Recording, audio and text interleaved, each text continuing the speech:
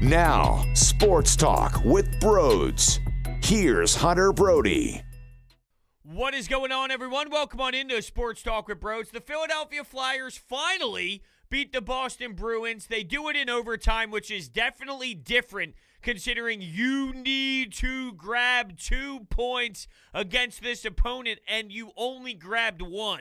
The fact that the Bruins knew that they could get a point and that would change the narrative behind this game, well, they kind of played that way, and I thought they played it smartly to a degree. And yes, things got a little weird at the end with Bergeron falling over and whatnot, but I am not feeling the same way that Travis Sanhiem and Joel Farabee did in that huddle after the goal was scored. It was a nice play by Sanheim. You saw the long strides. You saw his ability to skate and take a ton of ice and deliver as well. It was a beautifully executed shot, top shelf. But the way they celebrated, they made it seem like they just won the Eastern Conference Finals and they were taking that next step. They got 1 point. What they did tonight was they got 1 point. They did the same exact thing as they did when they lost in a shootout to the New York Islanders. And with where they are positioned right now, I am not okay with 1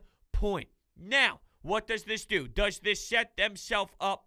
Does it set them up better for their game tomorrow against the Bruins? And if they win that in regulation, taking 3 of 4, well then, yeah, I do think that changes context and all, but I got to see that. They haven't beaten the Bruins in how long? And I'm supposed to sit here and be all woohoo about this and expect them to do this all over again tomorrow? That isn't necessarily the case. So I am not really all excited about it. The way I describe it is, and I was texting a couple of my buddies afterwards when we were discussing, hey, how do you feel? What are you thinking? What's going through your mind?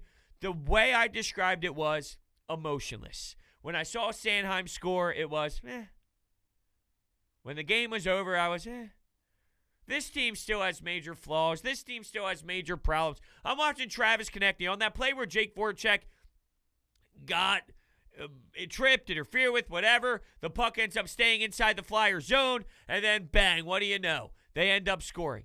And that was the tie at 1-1. Travis Konechny's flooding out of the defensive zone, not stopping and starting, curling around, big loop. Those are the little things. That's what got him scratched earlier in the season. Now, he ended up scoring in the beginning of the game to give the Flyers a 1-0 lead. So maybe he thought, hey, this is going to be my night. Or, hey, I don't have to work as hard in the defensive zone in that specific situation because I already scored and I got something under my belt, so I can always fall back on that. But those are the little intangible things that have been a problem all season long. On top of that, you had a third-string goalie in play. Now that they don't have Rask and now that they don't have Halak, you're on their third stringer who battled hard and played great, but you're getting robbed. Claude Giroux and Travis Konechny get robbed within 2 seconds of one another. Sanheim got robbed with a really nice pad play. Justin Braun gets a breakaway coming out of the penalty box, and he gets stoned. Think about Justin Braun, Mr. Hands, coming down full speed on you. But come on, take advantage of this. I'll tip my cap to the kid, 23 years old, made a nice couple effort plays, and definitely made some large saves. There's no doubt about it. I'm not trying to take anything away from him, but you got to know, heading into this thing, advantage you. And also knowing that Bruce Cassidy's playing around with some lines, trying to move around Bergeron and Marchand and Pastrnak to somewhat explore what you can do with the scoring, trying to find depth scoring, trying to find other guys that can maybe produce offensively so it's not one line and one line only. So knowing that you kind of have that advantage, you got to win in regulation. You were at the point now where 1 point games are not okay. They're not acceptable. And I'm aware that the alternative is you lose in regulation, you lose in an overtime period. But the way that they reacted, what the hell did they think just happened? I'm not ready to dive in. I'm not ready to jump on board that all of a sudden, magically, this team is a different team. And there is some of that reaction, hey, maybe this is the turning point. Why? They had power play opportunities. They couldn't cash in on the power play. Eventually, they did. To tie it up, Sean Couturier was able to bury to tie the hockey game up, which was a big goal, but they had power plays before that. They took penalties. Here you go. This team, you're going to allow this Boston Bruins team to take a man advantage. Yeah, guess what's going to happen? It's going to be in the back of your net. So to start the second period, what do you know? You're down 2-1. You can't PK against this Bruins team. You don't know how. So you're digging yourself in the same holes. It's crazy. I'm not satisfied. I'm really not. How many times did they ice the puck? Come on. How many times were there offensive zone draws for the Bruins, but defensive zone draws because of those icings for the Flyers? So when you see the score after the first intermission, after the second intermission, you're trying to apply what you just watched, which was this team taking the puck, dumping it down, taking the puck, dumping it down. You're constantly giving this Bruins team a ton of offensive zone time. It didn't make much sense. It's not a recipe for success. You're not going to win a lot of games if you're going to give the opposition that much time in the offensive zone if they're going to win their faceoffs. Now, the Flyers have done a good job throughout however many years now of winning draws, but still, you can't put yourself in that spot and think that that is a way that you're just going to win hockey games. You will fail more times than you will succeed when that happens. What they did tonight was they allowed you to hang in there with life support. That's what happened. It was life support is still there. So they're hanging on by a thread. They're that old woman that falls off the bed and hits life alert. And there's someone hanging on to their life. That's exactly what the Flyers are. And I'm just not there. Maybe I'm being a jerk off. Seriously, maybe I'm being that guy that isn't giving them enough credit for this, because the way that they were all excited, the way they were jumping on one another, I saw Claude Giroux's passion and his face was turning red with just joy as he piled in on everyone with Sanheim and Joel Farabee. You could just see like the woohoo, woo from everyone. I'm thinking, well, what are you woohooing about? You got 1 point. You got 1 point. You did the same exact thing that you did the other night when you played the Islanders. You got 1 point. I'm not saying this stretch isn't big. You have a huge opportunity in front of you. You play the Bruins 2 more times. You got tomorrow against the Bruins, you got the Islanders, and then you got the Bruins on Saturday afternoon. Those are monstrous games, and this was the week. This was the week that everybody pointed out. This is going to make or break your season. This is going to show who you are. So maybe they realize this is game 1. This is game 1 of the season-proving week, and they got on the board with 2 points. But you do need to recognize you can't allow the Bruins to get any sort of regulation points. They knew that. There's a reason why the Bruins played the way that they did later on in the game. They're aware. They know. And they're not a perfect team. I've dialed this into everyone's brain since about 3 weeks ago. The reason why the Flyers are still in this, quote, fight for that 4th playoff spot is earlier in the season, we were looking at it from the Penguins' mindset of the Penguins have problems. You don't know what they have in goaltending. You don't know what they're doing with defense. They've turned the page, and it seems like they've gotten a little bit of some juice going with their franchise. All right? Now it's the Bruins. This Bruins team is not perfect. This Bruins team has a lot of flaws. They can't figure out their scoring. Now they have the netminder debacle, although, I mean, the kid did have a nice day at the office. I don't know how long-term and sustainable throwing him in between the pipes is really going to be for a team that is losing a little bit of their hype right now. The Bruins are not a perfect product. And when you look at the standings right now, I definitely want to bring them up just to put it in perspective. They do have games in hand, and that's why these next 2 games against the Bruins are going to be big. The Flyers have 37 games played, 41 points. The Bruins have 35 games played, 44 points. So it can be very telling what happens in these 2 games if you win in regulation, though. Let me say it one more time. If you win without going to overtime or without going to a shootout, you doing this significantly hurts. Hurts. Did I say herps? As if herpes? If I didn't, and I thought I did, then I don't know what the hell just went through my brain. But if I did say it, now I'm questioning why that would ever be processed in the upstairs here in the noggin. But anyway, imagine if they won in normal time. through the 60 minutes, I think I would start off maybe dancing. I'd probably start off moving the shoulders a little bit. I'd start off thinking, all right, fellas, now we're talking. But I feel like I've also been fooled so many times. Fool me one time, shame on you. Fool me one time, 2 times, shame on me. Something like that. J. Cole said it once in a song. This team stinks, and you know that they stink, and you know that they have problems. Would I still like to see them in the playoffs if they could do it in the 4 seed? Yeah, of course. Playoffs is better than no playoffs, and don't hit me with the, then they're going to be fooled into thinking they're actually better than they are, that there won't be any changes. Stop. Chuck Fletcher's not stupid. Alain Vigneault's not stupid. This franchise, they know that it's time for a little bit of a fresh start, a little bit of a fresh new identity. They are not dumb. They witnessed everything we have witnessed. They went through the painful ride just like everybody else experienced. They're not going to pretend all of a sudden that things are all magical and things are all beautiful because they would have made it with a 4th spot where they get annihilated in the playoffs because their defense is turning the puck over in the middle of the ice and the other team is burying and scoring on those grade A chances, right? So it's not that crazy to see the difference. And real quickly, I do need to look over on this screen for 1 second because the Phillies won tonight. And the Phillies podcast I just recorded, just exported.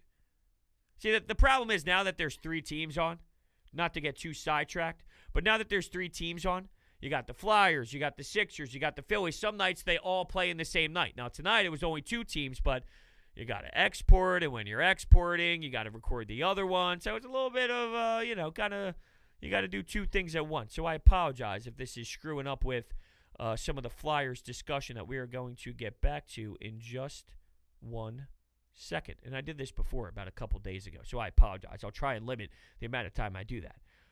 Brian Elliott in between the pipes. Big for Brian Elliott. Let's see how Carter Hart responds off of that game against the Islanders that he deserved way more credit than he got. He got a lot of credit, but he deserved a better outcome. And he was on an elite level. That was the Carter Hart that we have seen before. That's the special Carter Hart that changes a franchise around. I want to see if maybe playing the Bruins, beating the Bruins, is he going to be able to put the team on his back and have another one of those where if Bergeron comes down and he's in the high slot, he can shrug it off with the top of his shoulders or maybe his glove side. Marchand comes down and Marchand sees the corner. He's going to pick that glove. Will you be able to deliver in this moment, Carter Hart? Will you be able to rob Marchand in the slot area? If Pasta comes down and here he is, he's trying to flick it on your short side, whatever, bang, you flash the leather. Is the glove side of Carter Hart going to be recognizable when you play a team that, they do, I was going to say that can score goals, but it's really just that 3 set of individuals. But hey, they've done damage against you before. You have mentally collapsed against this team. And if you're trying to look for positives, is that your positive? You've seen so many times where the Flyers have been up a couple goals. They allowed some power plays to happen. And then after that, before you know it, a blink of your eye, the Bruins are walking out of the tunnel with 2 points and you let one slip with 3 minutes to go in the third period. Is this that first moment? Let's tie this to the Sixers. I like to do that a lot. I like to put it in comparison with other teams in the city. There was a time where you couldn't beat the Boston Celtics. And then eventually you just got over the hump and you really grinded through it and you learned what you needed to do. You tweaked some things and then bang, before you knew it, now you are the squad that always takes down the Celtics. And now they're looking up at you like, damn, we got to find a way to compete with the 76ers. Now, I'm not saying that the Flyers are going to take that type of jump where the Bruins are going to have to start looking at the Flyers as a team to beat, because I think that they can beat this Flyers team easily just like anybody else can in this league. I'm just trying to look at it from a Flyers team, from their mentality in the locker room. Hey, we did it. Kind of reminds me of that GIF. Look at us. Look at us. Who would have thought, right? Exactly. Who would have thought? Not me, right? You did it. So we'll see how it all transpires into tomorrow's effort. That's going to be the crucial thing. All right, why don't we right now take a anytime hotline call just to get a little bit of some reaction to what we witnessed tonight. I don't know, bro. These Flyers, they're starting to suck me back in. They win tomorrow. I don't know. I might be full baited and ready to cast out there. Hook, line, and sinker, only to be disappointed, I feel. But I'm glad they won.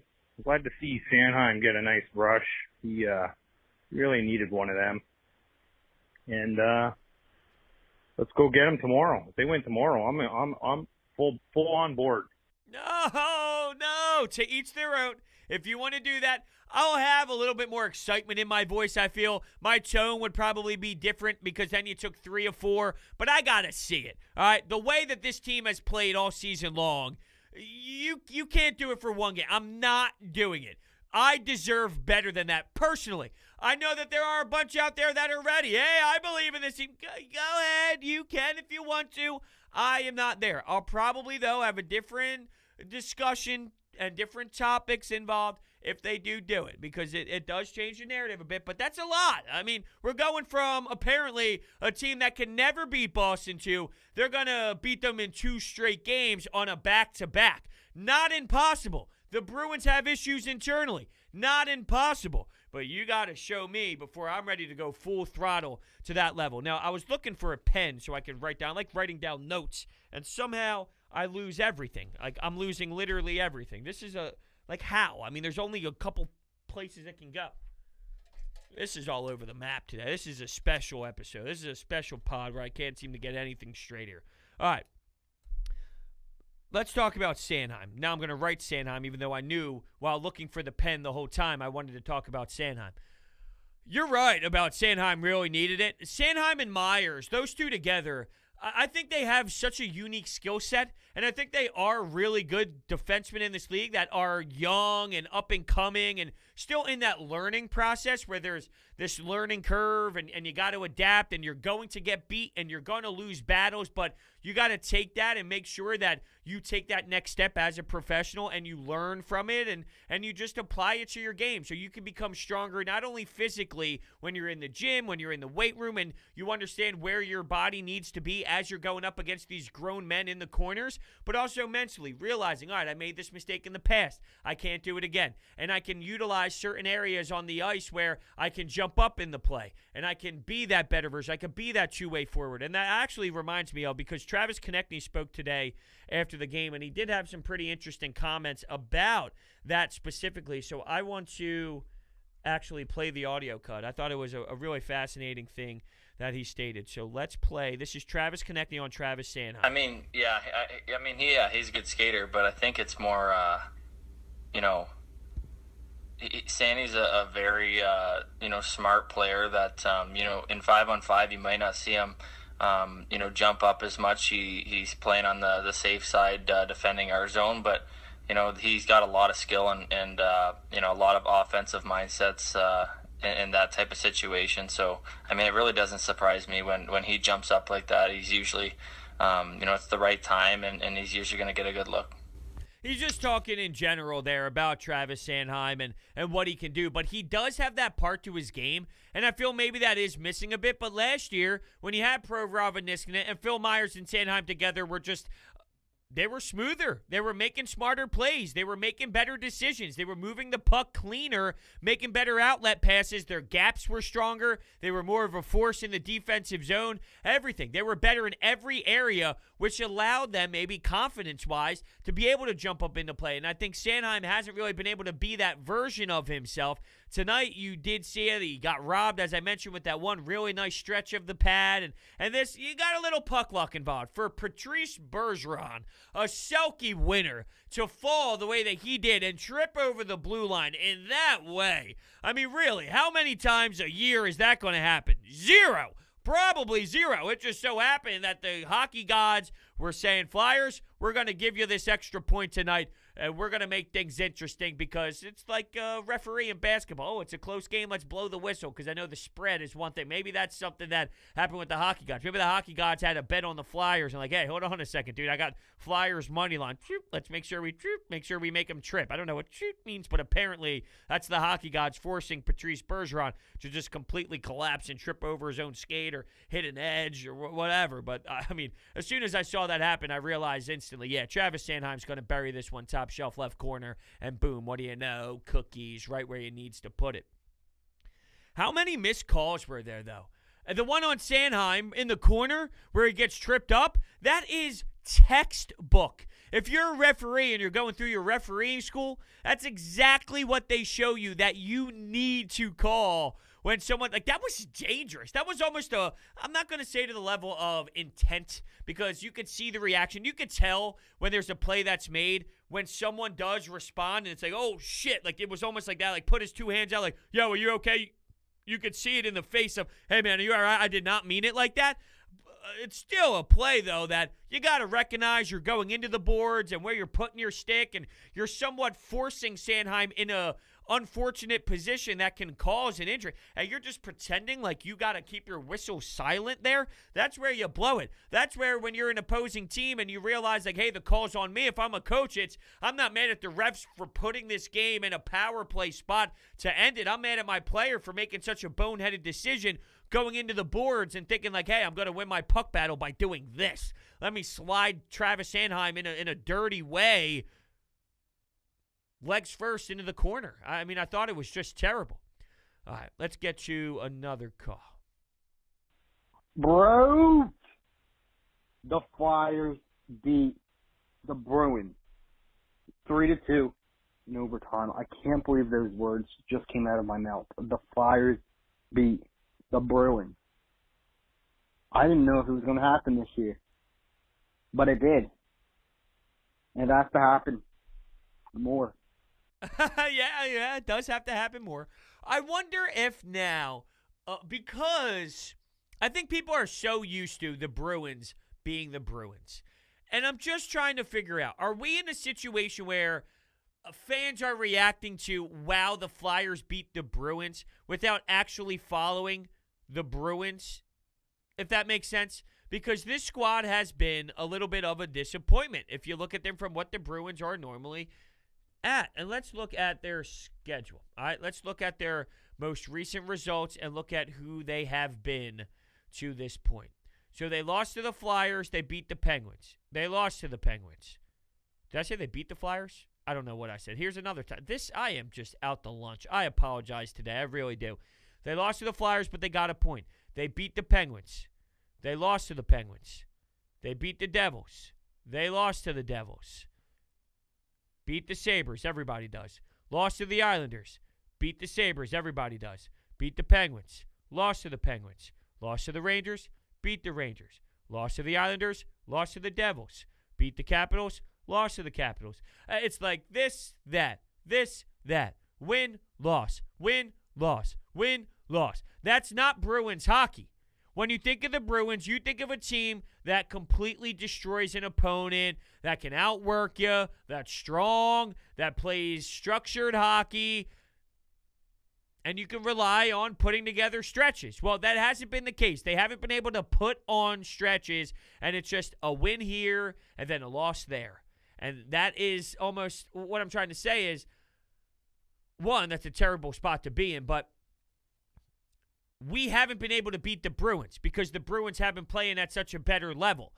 Now that they're not playing at that level, while it's still a good win for the Flyers, we can't associate the Bruins with the better version of themselves. They are not that. They are not a good team right now. They are not a squad that is, hey, these are the Bruins. No, the logo is that. The jersey colors are that. Pasta, Marchand, and Bergeron were that. Right now, though, they're trying new things. They're trying to do different stuff. They're not the same team. So are we reacting to them beating a specific team, the team logo, not the quality opponent that we normally associate ourselves with that said team? And I think we are doing that a little bit. Real quickly, it's everyone's favorite tournament of the year. The golfers are in Augusta, Georgia to compete for the coveted jacket. And DraftKings, America's top-rated sportsbook app, is putting you in the center of the action by giving you a shot to land in the green. This week, DraftKings is giving you 100-1 odds on the golfer of your choosing to finish in the top 10. If you haven't tried DraftKings, this is the time. Turning $1 into $100 is simple. Pick any golfer from this weekend's tournament, and if they finish in the top 10, you cash $100. Download the top-rated DraftKings Sportsbook app now and use promo code Brodes when you sign up to turn $1 into $100 if the golfer of your choosing finishes in the top 10 of this weekend's tournament. That's code Brodes to turn $1 into $100 for a limited time only at DraftKings Sportsbook. Must be 21 or older, Pennsylvania only, new customers only. Restrictions apply.